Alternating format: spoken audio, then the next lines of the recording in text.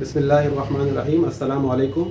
میں سید شاہ ندوی آپ سب کا اپنے چینل پر استقبال کرتا ہوں۔ جیسا کہ میں نے کل بتایا تھا آپ لوگوں کو کہ انشاءاللہ ہم نماز پر ایک مکمل ویڈیو بنائیں گے، جس میں ہم نماز کے اندر ہم جو کچھ بھی اذکار اور جو دعائیں اور جو قرآن مجید کی سورہ ہم پڑھتے ہیں اس کے تعلق سے ہم اس کے معنی اور مفہوم بتائیں گے، اور اس کے علاوہ اس کی عربک گرامر پر بھی ہم جو بنیادی گرامر ہے اس پر بھی ہم انشاءاللہ فوکس کریں گے، روشنی ڈالیں گے۔ لیکن یہ سب بتانے سے پہلے میں چاہتا ہوں کہ تھوڑی ہم نماز کے تعلق سے کچھ اس کی اہمیت کو اجاگر کر دیں۔ دیکھیے، نماز ہر مسلمان پہ فرض ہے، اور یہ بالکل ایک حقیقت ہے جو اللہ تعالیٰ نے ارشاد فرمائی ہے کہ نماز ایک مشکل کام ہے، بہت مشکل کام ہے۔ قرآن مجید کی سورہ ہے کہ وَاسْتَعِینُوا بِالصَّبْرِ وَالصَّلَاةِ، کہ تم لوگ نماز، صبر اور نماز کے ذریعے سے مدد حاصل کیا کرو، مدد لیا کرو۔ وَإِنَّهَا لَكَبِيرَةٌ إِلَّا عَلَى الْخَاشِعِينَ، یہ مشکل ضرور ہے مگر ان لوگوں پر مشکل نہیں ہے جن کے دلوں کے اندر خشوع ہے، یعنی جن لوگوں کے دل خدا کی طرف مائل ہیں، خدا کے آگے وہ لرزتے ہیں، ان کے دلوں کے اندر خشوع ہے، ان لوگوں کے لیے مشکل نہیں ہے۔ تو معلوم ہوا کہ نماز دنیا کے اندر کتنے ایسے لوگ ہیں، لاکھوں کروڑوں خربوں لوگ ایسے ہیں جو کہ نماز کی پابندی کرتے ہیں، ان کے لیے کوئی مشکل نہیں ہے۔ کیوں مشکل نہیں ہے؟ کیونکہ ان کو اپنے خدا سے ملاقات کی امید ہے، یقین ہے، ان کو قیامت کے دن کا یقین ہے۔ تو یہ قیامت کے دن کا یقین جس کے اندر ہوگا، اس خدا کی ملاقات کا یقین جس کے اندر ہوتا ہے، تو اس کے لیے نماز آسان ہو جاتی ہے۔ اس کے علاوہ دوسرے مقام پہ اللہ تعالیٰ نے نماز کی امپورٹنس کے بارے میں ارشاد فرمایا کہ قیامت کے دن جہنمی لوگوں سے پوچھا جائے گا جو جہنم میں ہوں گے کہ تم کیوں جہنم کے اندر آئے، تمہیں کس عمل نے تمہارے جہنم میں داخل کر دیا؟ تو وہ کہیں گے لم نک من المصلین، کہ ہم نمازی نہیں تھے، نماز پڑھنے والوں میں سے ہم نہیں رہے، ہم نماز نہیں پڑھتے تھے۔ تو یہ وجہ تھی جس کی وجہ سے وہ جہنم میں داخل ہوئے۔ تو ہمیں بھی چاہیے کہ ہم نماز کی اہمیت کو سمجھیں، ہم نماز کو قائم کریں، نماز کی پابندی کریں تاکہ ہم جہنم کی آگ سے بچ سکیں۔ اس کے علاوہ نماز کے فوائد میں سے ایک یہ بھی ہے کہ نماز انسان کو بے حیائی اور برے کاموں سے روکتی ہے، اس کے اندر یہ صفت پیدا کر دیتی ہے کہ وہ ان غلط کاموں سے، منکرات سے بچتا رہتا ہے اور رک جاتا ہے۔ تو چلیے خدا کا نام لے کر کے ہم ابتدا۔ تو سب سے پہلے ہم تکبیر تحریمہ کہتے ہیں، یعنی اللہ اکبر، اسے ہم تکبیر تحریمہ کہتے ہیں، اور اس کے معنی ہوتے ہیں اللہ سب سے بڑا ہے، جو ہم سب جانتے ہیں، اور جن لوگوں کو نہیں معلوم وہ سمجھ سکتے ہیں۔ اس میں اللہ کے معنی تو اللہ ہی کے ہیں، یعنی معبود برحق، الہ سے بنا ہے۔ الہ کے پہلے ہم نے جب الف لام لگا دیا تو وہ ہو گیا اللہ، دی گاڈ، اللہ، الہ۔ اور اکبر جو اس کے معنی ہم کرتے ہیں، عام طور سے ترجمہ کر دیتے ہیں سب سے بڑا ہے۔ تو یہ اکبر دیکھیے کبیر سے بنتا ہے، یہ کبیر، کبیر ہمارے یہاں بہت سے لوگوں کے نام بھی ہوتا ہے کبیر۔ تو کبیر کے معنی آتے ہیں بڑے کے، ہوا کبیر، یعنی اخی کبیر، میرا بھائی بڑا ہے، ہوا کبیر، وہ بڑا ہے، ٹھیک ہے۔ تو کبیر آتا ہے بڑے کے لیے، لیکن جب ہم سپرلیٹو ڈگری میں چینج کر دیتے ہیں اس کو، تو اس کی یہ فارم بن جاتی ہے اکبر، سب سے بڑا یا بہت زیادہ بڑا۔ جیسے کہ ابراہیم علیہ السلام نے سورج کو دیکھا تو فرمایا ھذا اکبر، یہ سب سے بڑا ہے، یہ بہت بڑا ہے، یہ میرا خدا ہے، یہ بہت بڑا ہے۔ جو پورا واقعہ نقل کیا گیا ہے قرآن مجید کے اندر۔ ہم اس کے بعد ثنا پڑھتے ہیں، سب کو ثنا یاد ہوتی ہے، لیکن اس کے معنی مفہوم کیا ہوتے ہیں ہم اس سے ناواقف ہوتے ہیں۔ لیکن ثنا میں ہم پڑھتے ہیں سبحانک اللہم، سبحانک، سبحان کے معنی پاکی کے آتے ہیں، یہ تسبیح سے بنا ہے، تسبیح یعنی پاکی بیان کرنا۔ تو سبحانک کے لفظی معنی تو تیری پاکی ہوئے، لیکن یہ بولا جاتا ہے اس طرح سے، عربی زبان میں بولا جاتا ہے جب ہم کہتے ہیں کہ تیری پاکی بیان کرتا ہوں، تو سبحانک کے میننگ ہوئے تیری پاکی بیان کرتا ہوں۔ جیسا کہ جب ہم ٹوائلٹ سے نکلتے ہیں، واش روم سے، تو ہم کہتے ہیں غفرانک، تجھ سے مغفرت چاہتا ہوں۔ اسی طرح سورہ بقرہ میں بھی ہم پڑھتے ہیں غفرانک وإلیک المصیر، کہ تجھ سے مغفرت مانگتے ہیں، غفرانک۔ تو سبحانک تیری پاکی بیان کرتے ہیں، اللہم اے اللہ، تیری پاکی بیان کرتے ہیں، سبحان پاکی کا تیری، سبحانک تیری پاکی بیان کرتے ہیں، یہ ایسے بولا جاتا ہے، ٹھیک ہے۔ اللہم اے اللہ، تو سبحانک تیری پاکی بیان کرتے ہیں، اللہم اے اللہ۔ اس کے بعد آتا ہے وبحمدک، بنا ہے علوب سے، علوب کہتے ہیں بلندی کو، جس طرح سے ہم سجدے میں بھی کہتے ہیں سبحان ربی الاعلی، تو اعلیٰ کہتے ہیں بہت زیادہ بلندی کو، علوب کہتے ہیں بلندی۔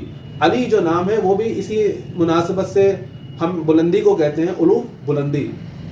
تو تعالی بہت زیادہ بلند ہونا، جس طرح سے تبارکہ ہے اسی وزن پہ ہے، تبارکہ بھی اسی وزن پر ہے، تبارکہ۔ وتعالی اور بہت زیادہ بلند ہے، جدو کا تیری بزرگی، تیری بڑائی، تیری عظمت بہت زیادہ بلند ہے، یہ ہم اللہ تعالیٰ سے کہتے ہیں۔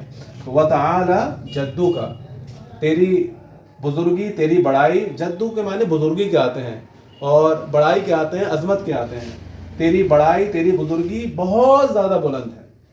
ولا الہ غیرک، اور لا الہ یہ وہی کلمہ آ گیا ہے جو ہم پڑھتے ہیں، واو کے معنی اور کے ہوتے ہیں، لا الہ لا کے معنی نہیں، الہ کہتے ہیں۔ دیکھیے الہ کے معنی میں کچھ ہم ڈیٹیل ہمیں معلوم نہیں ہو پاتی ہے، ہم الہ کا ترجمہ وہی کر دیتے ہیں معبود، حالانکہ یہ اصل ترجمہ اس کا نہیں ہے الہ کا، جو ہم کر دیتے ہیں معبود، کیونکہ معبود تو خود ایک عربی کا لفظ ہے۔ الہ جو لفظ نکلا ہے وہ اس کے جو اشتقاق آتے ہیں وہ 3 اشتقاق آتے ہیں۔ اگر ہم تفاسیر کا مطالعہ کریں، لغات، عربی لغات کا اگر ہم مطالعہ کریں تو ہمیں معلوم ہوتا ہے کہ وہ ہستی جس کی پناہ لی جائے، جس کی پناہ لی جائے، یعنی اونٹ کا بچہ جب وہ پناہ لیتا ہے اپنی ماں کی آغوش میں آ جاتا ہے، اور اسی طرح سے ولیحہ سے بھی بنا ہے، یعنی والہانہ عشق جو ہو جاتا ہے، کسی سے محبت ہو جاتی ہے۔ اور ایک علیہ کے معنی آتے ہیں تحیرہ، بہت زیادہ تعجب میں پڑ جانا، حیرت میں پڑ جانا۔ تو یہ تینوں معنی اللہ کی ذات کے ساتھ میں خاص ہیں۔ علیہ یعنی ایک ایسی ذات جس کے بارے میں جب انسان سوچے تو متحیر ہو جائے، تعجب میں پڑ جائے، حیرت میں پڑ جائے۔ دوسرے معنی بھی اس میں شامل ہیں محبت، جس سے بہت زیادہ والہانہ محبت ہے، اور اسی طرح سے تیسرے معنی بھی اس میں شامل ہیں کہ جس کی پناہ لی جائے، جس کی آغوش میں آیا جائے، مصیبتوں میں، پریشانیوں میں، اپنی ہر تکالیف میں جس کی پناہ پکڑی جائے۔ جس طرح سے ایک اونٹ کا بچہ عرب کلچر میں ایک اونٹ کا چھوٹا سا بچہ جب اس فوراً اپنی ماں کی آغوش میں آ جایا کرتا تھا کسی ڈر و خوف سے، اسی طرح سے ایک بندہ جب خدا کی آغوش میں جاتا ہے، خدا کی پناہ بار بار پکڑتا ہے، تو وہ اس کے لیے الہ ہوتا ہے۔